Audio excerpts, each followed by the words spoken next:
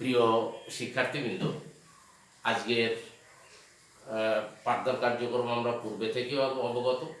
গতদিন আমি তোমাদের বলেছিলাম, অর্থাৎ আমার ৪৯তম পাঠদানে, যে আমরা আগামী দিনের ক্লাসে লিফো পদ্ধতির সৃজনশীল সমস্যার সমাধান করব। এক্ষেত্রে আমরা আরও অবগত আছি। আমার ৪৮তম পাঠদানে তোমাদেরকে আমি বলেছিলাম মজুদ পণ্যের হিসাব রক্ষণ পদ্ধতি, যেটি আমাদের হিসাব বিজ্ঞান দ্বিতীয় পত্রের ৮ম অধ্যায়ের বিষয়বস্তু। এখানে আমরা 3টি পদ্ধতিতে মজুদ পণ্যের হিসাব রক্ষণ করে থাকি, যার ভিতর ১ নম্বর আমি তোমাদের বলেছিলাম ফিফো পদ্ধতি, ২ নম্বর আমি তোমাদের বলেছিলাম লিফো পদ্ধতি, ৩ নম্বরটা বলেছিলাম ভার যুক্ত গড় পদ্ধতি। আমরা গতদিনে ক্লাসে ফিফো পদ্ধতির মাধ্যমে একটি সৃজনশীল সমস্যার সমাধান শেখার চেষ্টা করেছিলাম। আজকে এই ফিফো পদ্ধতিটা ছিল কি, আগের মান আগে বিক্রয় আর আগে ছাড় পদ্ধতিতে আমরা এই সৃজনশীল সমস্যাটির সমাধান করেছিলাম। আজকে আমরা লিফো পদ্ধতিতে একটি সৃজনশীল সমস্যার সমাধান করতে চাচ্ছি। পরের মান আগে ছাড় পদ্ধতি। ফিফো এবং লিফো পদ্ধতির ভিতর আসলে আমাদের সমস্যার সমাধানের ক্ষেত্রে খুব জটিলতা নাই, পদ্ধতিগত পার্থক্য আছে। আমরা আগে দেখেছিলাম, যখন আমরা মাল ইস্যু করেছিলাম বা বিক্রয় করেছিলাম, তখন আমাদের সংরক্ষিত মজুদের উপর থেকে আমরা মাল সরবরাহ করেছিলাম। আর আজকে আমরা কি করব, নিচের থেকে আর নিচের মাল আগে বিক্রয় করব বা ইস্যু করব। এটি আমাদের করার ক্ষেত্রে পার্থক্য, আর পদ্ধতিগত পার্থক্য বেশ খানিকটা রয়ে গেছে। আমি তোমাদের এখন নিয়ে যেতে চাচ্ছি এর বাস্তব প্রয়োগে। তোমরা এর ভিতর সবাই খাতা কলম সাথে রেখেছ এবং দাগ টানো। আমরা গতদিন মাল খতিয়ানের দাগ সম্পর্ক অবগত আছি। সেই দাগটা আমি তোমাদের বলেছিলাম যে সেখানে আমাদের দাগ দিতে হবে কি, তারিখ, ক্রয়, বিক্রয়, জেড। আমি যা সংক্ষিপ্ত রূপ বলেছিলাম তা ক্রো বি জে। আমরা ছক তৈরি করে ফেলি আগে। তাহলে ছকটা তৈরি করলে আমাদের ছকটি কেমন হচ্ছে আমরা লক্ষ্য করি।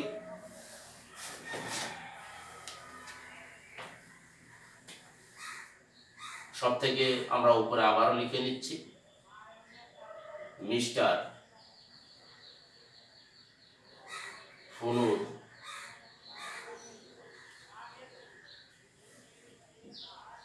মাল খতিয়ান, ব্র্যাকেটে লিখছি লিফো পদ্ধতি। আমরা ছক তৈরি করে ফেলছি। প্রথমে আমাদের থাকছে তারিখ, থাকছে ক্রয় তথ্য,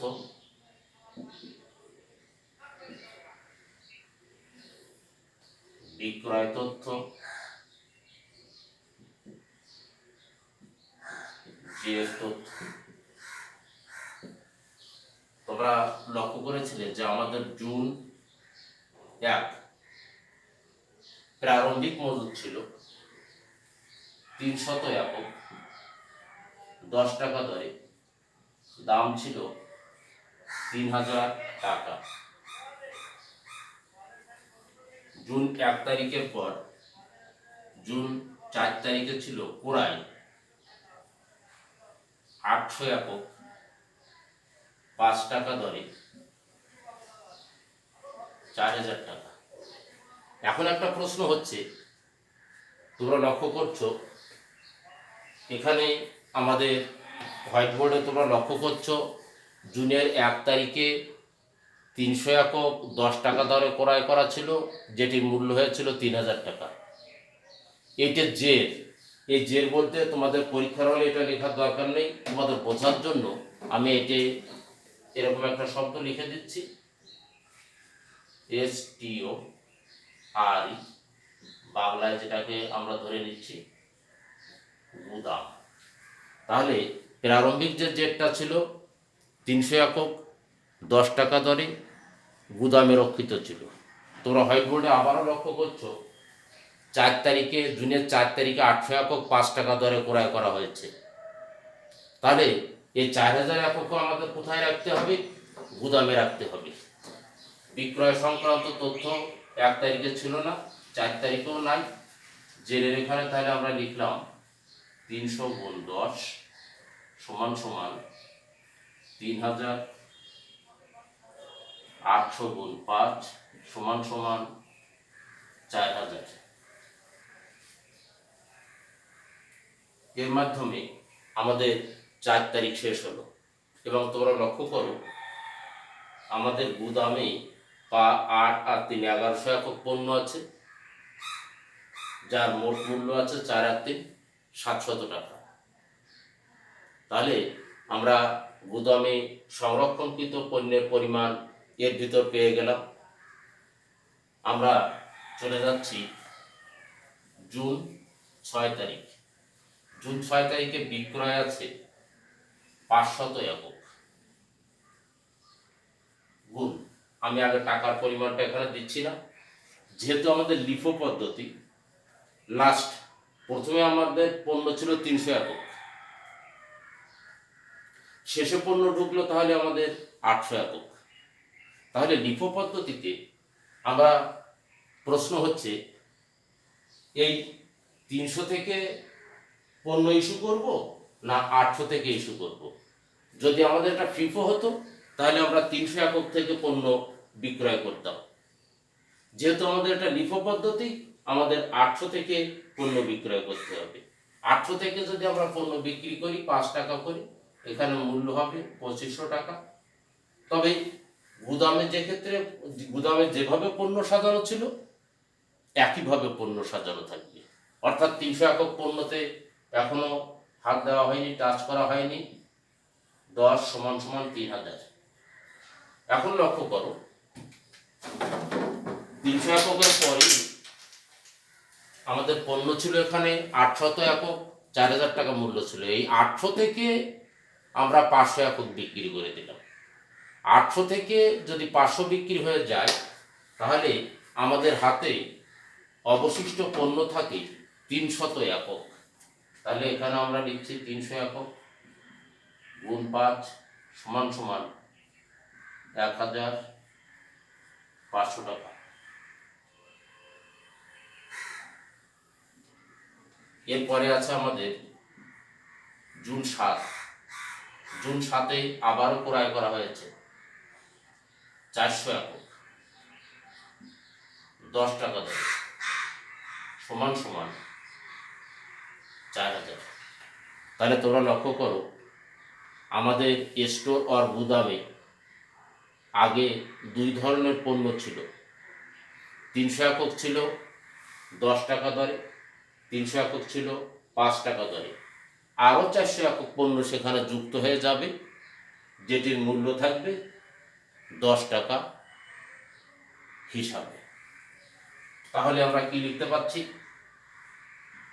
300 গুণ 10, 300 গুণ 5, 400 গুণ 10। এখানে টাকা হচ্ছে 3000,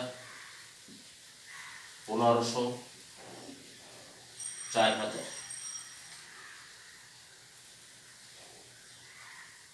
আমাদের 7 তারিখ পর্যন্ত এর ভিতর শেষ হলো।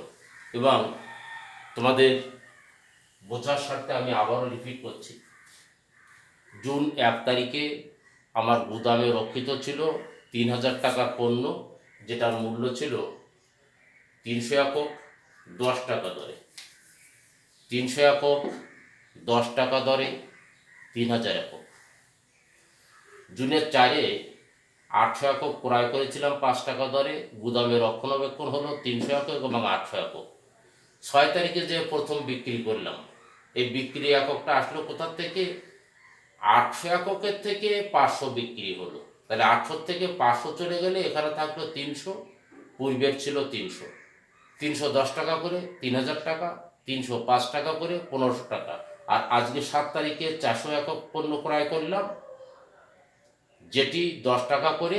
গুদামে কয় ধরনের পণ্য রক্ষিত হলো? 3 ধরনের পণ্য রক্ষিত হলো। আসো জুন 11 তারিখে, এই জুন 11 তারিখেও বিক্রয় আছে। কত একক বিক্রয়ের কথা বলা হয়েছে এখানে?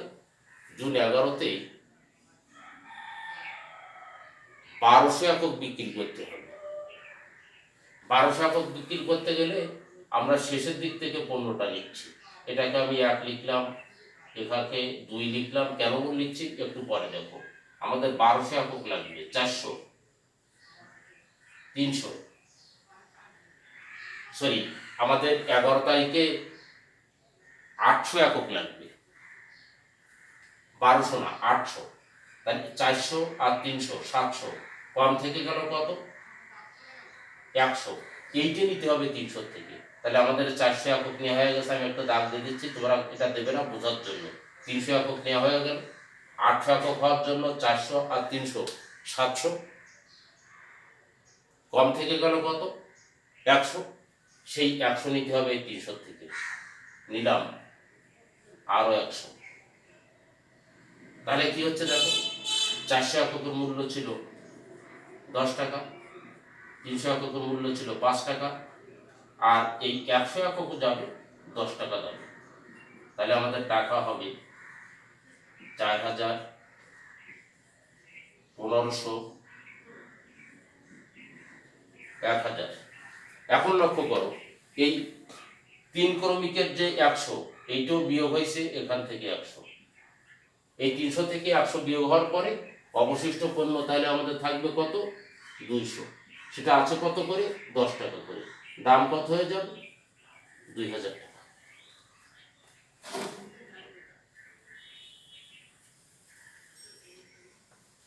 এর মাধ্যমে আমাদের 11 তারিখ পর্যন্ত শেষ হলো। তোমরা এটা লক্ষ্য করেছো যে কিভাবে আমাদের পণ্যটা গুদামে রক্ষণাবেক্ষণ হচ্ছে এবং কিভাবে বিক্রি হচ্ছে। আমরা বারবার এটা মনে রাখবো যে আমরা লিফো পদ্ধতিতে সমাধান করছি। লিফো পদ্ধতিতে সমাধান করার ক্ষেত্রে লাস্টে আর লাস্ট ইন ফার্স্ট আউট, শেষের পণ্য আগে বিক্রি হবে। আমরা এখানে শেষে ক্রয় করেছিলাম 400 একক, যেটা আগে বিক্রি করে দিলাম। মোট আমাদের পণ্যর প্রয়োজন ছিল 800 একক, এর জন্য এখান থেকে 300 একক নিলাম। অবশিষ্ট ঘাটতি ছিল আমাদের 100 একক, 300 থেকে 100 নিলাম। 4000, 1500, 1000, যে হিসাবে আমাদের রয়ে গেল 200 একক পণ্য 10 টাকা করে। 27 তারিখ, 27 তারিখে পণ্য ক্রয় করা হয়েছে 300 একক 20 টাকা দরে। তাহলে সমান সমান টাকা হয়ে গেল 6000। এখন দেখো, বিক্রয় তথ্য এখানে নাই। আমাদের গুদামে আর স্টোরে আগে রক্ষিত ছিল 200 একক 10 টাকা করে, দাম ছিল 2000 টাকা। পরবর্তীতে আমরা নতুন করে ক্রয় করলাম 300 একক 20 টাকা দরে, দাম হলো 6000 টাকা।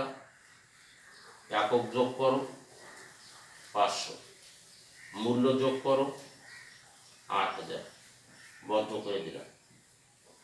অর্থাৎ আমাদের সমাপনী পণ্য 27-এর পরে আর কোনো লেনদেন অবশিষ্ট নেই, বা 27-এর পরে আর কোনো লেনদেন সংগঠিত হয়নি। 27-এর পরে পণ্য ক্রয় করাও হয়নি, বিক্রয় করাও হয়নি, এখানেই আমাদের শেষ ছিল। এর জন্যে আমরা 27 তারিখের ক্ষেত্রে লক্ষ্য করলাম যে আমাদের গুদামে রক্ষিত পণ্যের পরিমাণ 500 একক, মূল্য 8,000 টাকা। এর মাধ্যমে আমাদের প্রদত্ত উদ্দীপকের সমস্যার সমাধান করা হলো। তোমরা শেষে যে একটু লিখে দেবে, স্যার কেমনভাবে লিখব?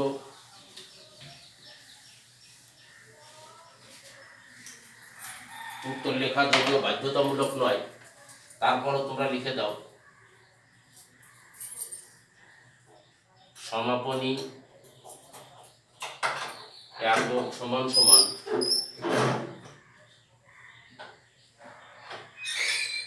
পাঁচশো একক।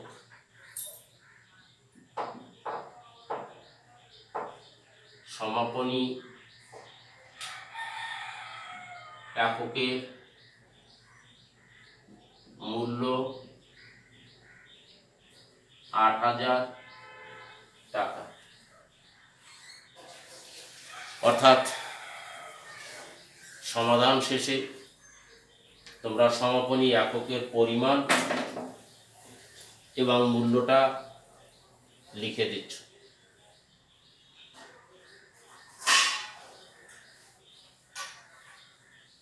তাহলে আমরা দেখলাম